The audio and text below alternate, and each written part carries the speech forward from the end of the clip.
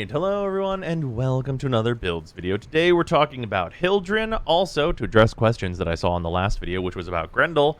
I haven't talked about Caliban yet, because God, I'm hoping they also buff him, because he's... hopefully his damage is bugged. Let's just say hopefully his damage is bugged. Anyway, we're talking about Hildryn today. Hildryn has a pretty significant rework for her 4th ability and a new augment for her 4th ability that is quite good and changes her build very, very significantly. Previously, the older build for her that used her 2 plus her 3 to DPS enemies and do like a lot of heat procs, that with the damage changes really didn't work super great. So we have shifted away from that build, which is still fine, but just like not what you wanted out of what Hildryn can be. But now we have everything that Hildryn can be. Going over the stuff first, we're going to go over the shards. I'm on 1 parkour velocity shard. This is by far the most helpful shard in this build because you can dodge while you're using your 4, and it is much, much faster with 1 parkour shard. I tried it with 2, but it ended up just not being that much different. But 1 is definitely great. The other 4 shards are just 4 ability strength shards, and these are all very helpful. They're very nice. They're good for everything that you're doing as Hildryn. And absolutely none of them are needed whatsoever. You need 0 of these, and you're going to be more than fine in high-end content. It's not going to be a problem at all. And we'll kind of show why in a moment. With that, the build is this. So this might look a little familiar if you saw my Jade build, because it functions pretty similarly to Jade without the need to manage energy. You're just managing your shields. So we're running Boreal's Hatred, which is shield capacity, ability efficiency, and reduces damage while airborne, which are all 3 stats that we'd like to see. Aerodynamic, which is also damage reduction while airborne, and Aviator, which is also damage reduction while airborne. So we have considerably more survivability while we are using our 4, which is nice because it pretty much completely counteracts and then some the drain of shields we're going to get from using our 4. On top of that, we're using Fleeting Expertise to get the rest of the ability efficiency. I tried this on a low efficiency build. They used like Blind Rage and stuff like that, but the shield drain is just kind of too heavy to be consistent, and using full efficiency means that you can really spam what you're doing now. So I found that to be just kind of much better than the much higher strength versions of this build. Primed Redirection because it's flow, it's survivability, it's everything, it's Hildryn. Regular Redirection, notably, is totally fine if that's all you have. Umbral Intensify here for strength. All of our abilities want strength, so this is going to be better than Precision Intensify. Notably, if we're just looking at the damage output of our 4, Precision Intensify is about the same, but we don't get the benefits for all of our other abilities. Umbral Intensify I like a bit better. Just a little bit of duration, mostly just to counteract the Fleeting Expertise downside. And then we're on Stretch and Augur Reach for a solid amount of range, but not absolute maxing it out. And then Aegis Gale, which is our new augment that makes the whole thing tick, which is Balefire gets an alternate fire during Aegis Storm. The blast deals 15% of Hildryn's maximum shield as additional damage. So the additional shields that we're getting from Redirection and Boreal's Hatred are both also damage output, which really pushes Boreal's Hatred over the edge whenever we're getting that. And then as for our augments, Arcane Aegis is an obvious one because it's going to give us like chaotic shield generation and basically makes us totally invincible for 12 seconds anytime it procs, and it will proc quite often. And Multi-Augmented for another 60% strength that, of course, all of our abilities are going to be able to use. Notably, a big thing for this is if you are playing this build at lower levels, especially if you have the shards, you should be slotting Overextended over Augur Reach because the additional range will allow you to kill vastly larger ranges of enemies, and you do not need all of this strength. Even at level 200-something Steel Path, honestly, this much strength is overkill, which is why you can just dump 60% strength off a cliff and you're going to be just fine. In general, though, I would suggest that you keep Augur Reach in, as you're not going to need much more range than this on most tile sets. Usually in open worlds and stuff is where I'd more so consider Overextended. But yeah, this is what's up with the build, and in effect, it's pretty simple. Oh, there is one other thing to note, though. For the Furex Wraith, this is a Furex Wraith Incarnate. It gets this mod, which gives us 45% fire rate for secondary weapons. This is a decently usable build for the Furex Wraith if you're looking for one, but mostly we're using this as a stat stick to get some more fire rate for our 4, or well, our 1, but that we're using in our 4. We're also using Worm Prime. Once again, this is the build that I've been using quite a bit. You get Reinforced Bond, which is another 60% fire rate, and you also get the other things that Worm is doing, so like Negate, Manifold, Guardian. Comes up whenever, like, if you're going to get, Magnetic procced on you, just have Worm negate it, and such like that. But it is worth noting that you could also use a Sentinel that can use both Reinforced Bond and also set it up with Tenacious Bond, and that'll give you better damage output. And then the Tazakor, which just kind of CCs enemies and like freezes them and such, which we've been using more recently as well, as it's part of the new pet stuff. So I figured people would want to see that. And then very importantly, the build on Balefire Charger. This is viral electricity. So electricity is the base damage of this, so we can't go viral heat. You could go corrosive heat if you want to, and I'm sure that will work probably similarly as well. But we do, of course, still just have the primed electricity mod, and it's really not bad to go into this, especially if you are wanting to hedge against the Murmur a little bit, which Hildryn has like a few more issues with than other factions. They are weak to electricity, so it will help against them. And then, other than that, our Subsume. So our Subsume is not particularly important, which is Condemn. This is Harrow's 1, and it generates shields. You might be wondering, why is this on Hildryn? Well, the main reason is really whenever we run into those enemies that we have more trouble with, the ones that don't have shields and don't have armor, and we can't regenerate any shields from pillage, Condemn allows us to not only have a reasonably, pretty good duration stun on them, like a 5-second stun is not nothing to sneeze at, with good range that we can cast during R4, that regenerates a bunch of shields for us anyway. So this won't come up all the time, and you absolutely could throw on like Roar or any number of other subsumes, as most subsumes work with this. But for me personally, I like to hedge for the safety side and go with something like Condemn. You can also do like rebuild shields and such like that if you're more comfortable using those. But for me personally, Condemn is the pick. You can be more greedy with it or less greedy with it. Well, I guess there's maybe not a less greedy option, but still.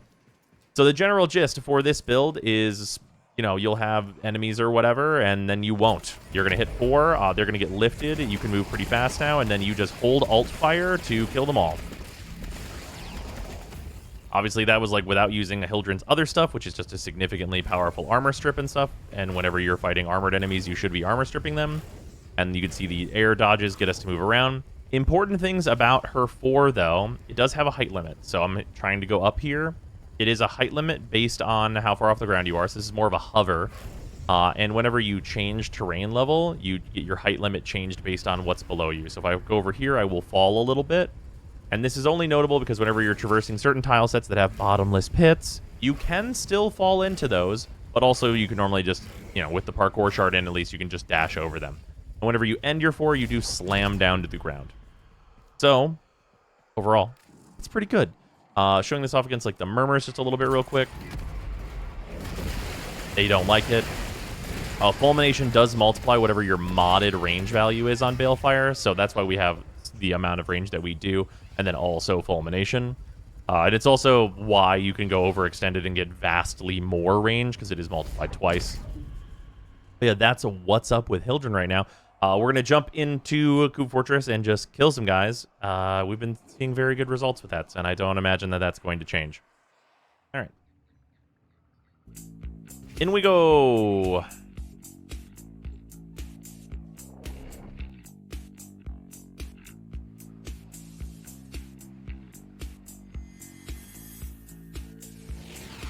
Oh, yeah, while this is starting up, I'm turning chat back on. There you go. There's chat. Chat, say hello to YouTube. Scans show when you are harvesting Kuba nearby. Set off the alarms to draw them out, then steal their Kuba catalysts. Predictable. As expected, Grenier have shut down environmental systems. Sending We're free. Use these to sustain your Yeah. environment or attack. It's worth noting, and going to be immediately apparent, her gun goes through walls.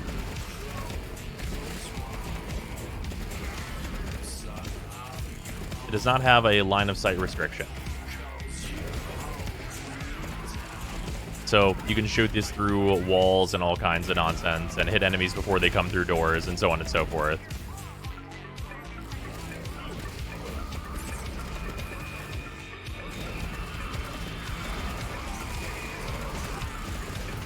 Yeah, the lower efficiency versions of this build sometimes have trouble keeping their shields up without having to like spam pillage and always need targets for it.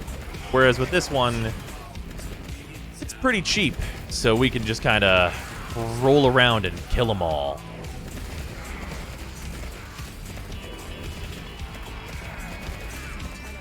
Prepare for life support.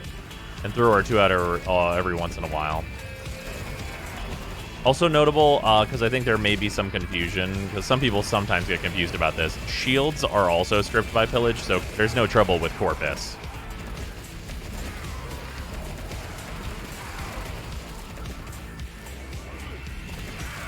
Also, all the enemies in my AoE of my 4 are lifted, so it's real nice and convenient to kill them.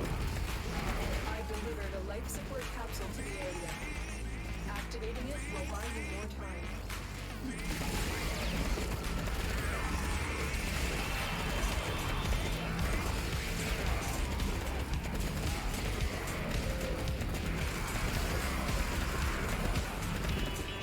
Also, you can use your 2 while firing, because it's a one-handed ability.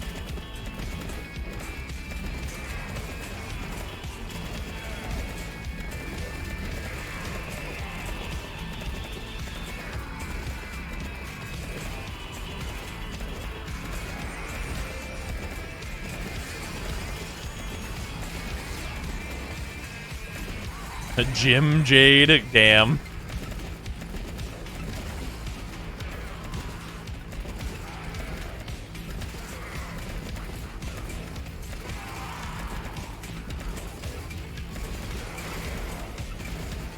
I'm kind of lowering my KPM here because it does her crowd control does also go through walls, so by floating over this building I am keeping everyone inside.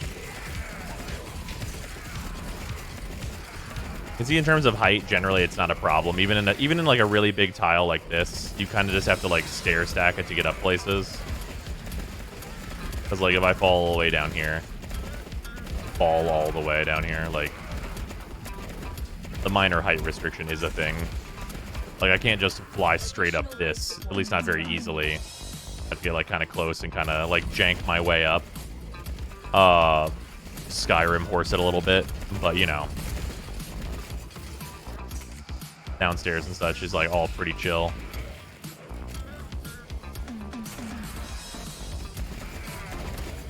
As for the Accolite, anything that's not violence is going to pretty much just die. So, not much to write home about there.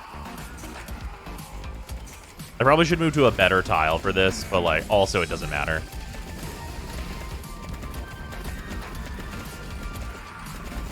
Actually, if I hang out on this side of it, it's probably totally fine for her, actually. There's not a whole lot of tile set restriction on this build. Because it's like, oh yeah, I want to be able to, like, you know, get my good AoEs or whatever. But it's really very limited restrictions, because I can just, like, fire most anywhere I want. Like, the shots have really good AoE. It's, like, very solid. You can fire it long distance, like... Good stuff overall. Like, you can shotgun them because you can't be knocked down or anything like that while you're in your 4, of course. It's good stuff. On controller, and I really got to figure out a different button for alt fire. Yeah, that's fair. Yeah, if you're playing on controller, you may not want hold down right stick as your alt fire for this one, considering you'll be holding it. Maybe switch that to like Y or something. What no line of sight restriction does to a motherfucker. I mean, like, her 4 shots aren't that big, so it's like, I mean, they're pretty decently sized, but because they're no line of sight restriction, it really frees you up in terms of like the tile set viability and like where you can be and have it still be good. I think it's perfectly reasonable, especially in a world where that Varuna build exists. So, oh, also notable, these guys specifically, you can jump out and do operator stuff. Doesn't cancel your 4 or anything like that. It's actually also a way that, like, if you're comfortable using your operator, also work 5 minutes, 700 kills, and I'm maxing out chilling over here. Like, I am not really, like, trying to optimize this. Thing for operator is you can actually just, like, dash up, swap to her, and then she'll fall to her height. So if you do need to get up somewhere, you can always operator if you have, like, a built-out operator for that or whatever. Or even if you just have the operator, like, at a level where you're comfortable with using Void Dash. I know some people don't like to use the operator, so, you know. It's just, like, one of the solutions you can use.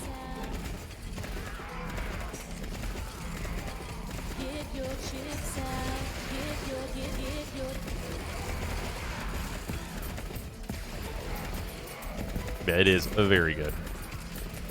Balefire, the reason why Balefire charge is firing that way, I thought it was a charge weapon. It is a charge weapon. The Allfire is why it is shooting this way. So yeah, if you just use Balefire Charge normally, which you can in this mode, it's like not too bad. Like it's fine. It's still better just to tap fire it. But the alt fire is what if you tapped fired it 4 times at once? Like what if it was burst fire instead? Wouldn't that be better? And the answer is yes, that would be better, and it is definitely better.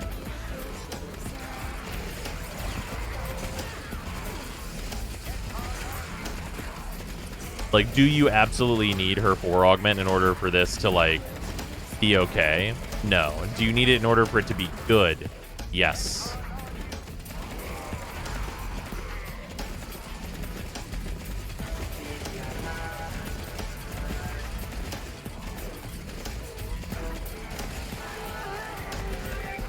This build doing Netrocells. Anyone tried it out? In Netrocells, I imagine this is fine. It is worth noting this is the build.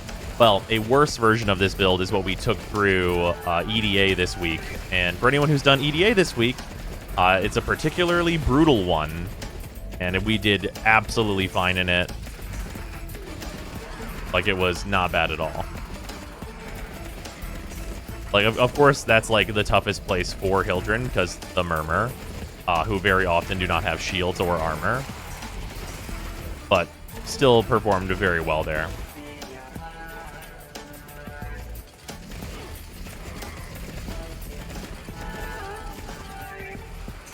Oh yeah, Mania. Mania's not going to enjoy this. Here's Mania.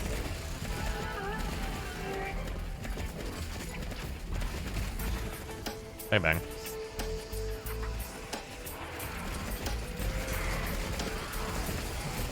Yeah, he does not appreciate it.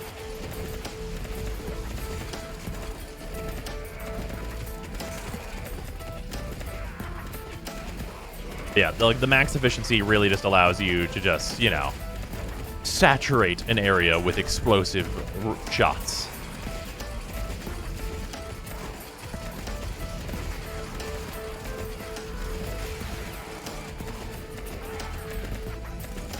And, like, it's not Jade's true flight, so if you were really enjoying that she can just fly anywhere, there is some small restrictions on this.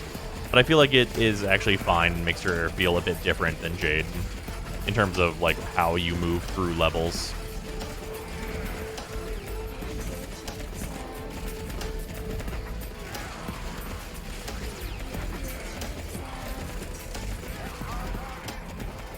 Also, because enemies get, like, most enemies get stunned whenever they get near you, you don't really have the problem where, like, enemies get underneath you and then it's annoying to shoot them or anything like that.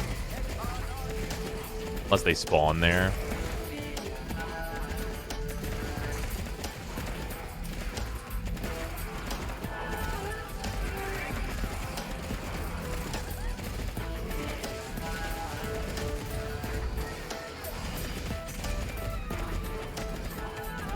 This was Jade Flight, it would be strictly better Jade, in my opinion. I don't know about strictly better. Jade does have, like, a lot of, like, team support things she's capable of doing.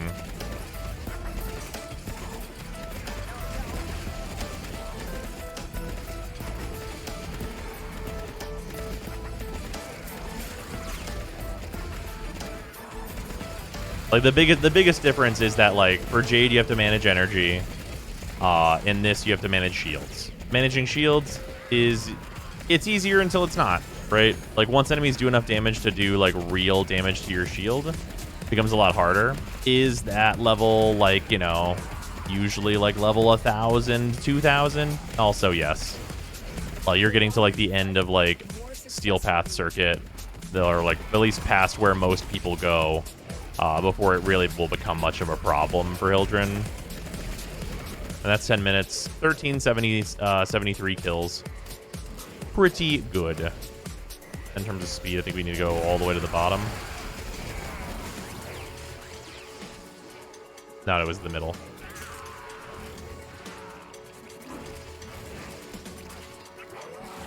Just to show the mobility flying through.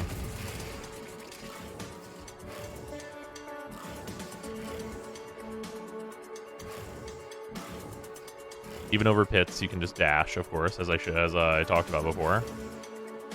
Ugh, we dashed too far.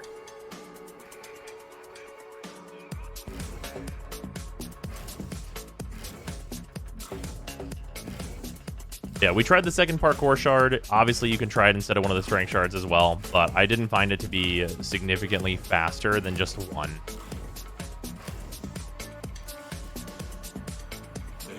And that's what's up with Hildryn. More of a heavy ordnance version of a Jade, let's say. All right, we're back from TennoCon, and the streamathon is going to continue. But there will, of course, I will try and have there be videos as well as the streamathon at the same time if I can. Also, thank you to the $10 patrons: Athean, Alex Parnham, Arbiter Daydream, Benuven, Fruta Salazar, Canalafra, Club World 3, Dylan Dworsky, Athrain, Afan, James Harson, JC4 Science, Josh, Luzanth, Malik X Williams, Mark Smith, Mikakel, Minty Ginja, Michta, Nerve, Ruby, Sanyu, Skur, Sharp247, Tamrielic Wastelander, Tester ZWP, The Coupon of Death, Tomeworm, Victor Palmer, Waifu Wars, Waudado1, and Sarah Fear, and of course all of my other patrons as well. It is incredibly appreciated for all of your support. But yeah, we're gonna try and keep the videos a little bit more regular while the streamathon continues. And of course, we do have a free to play through coming soon.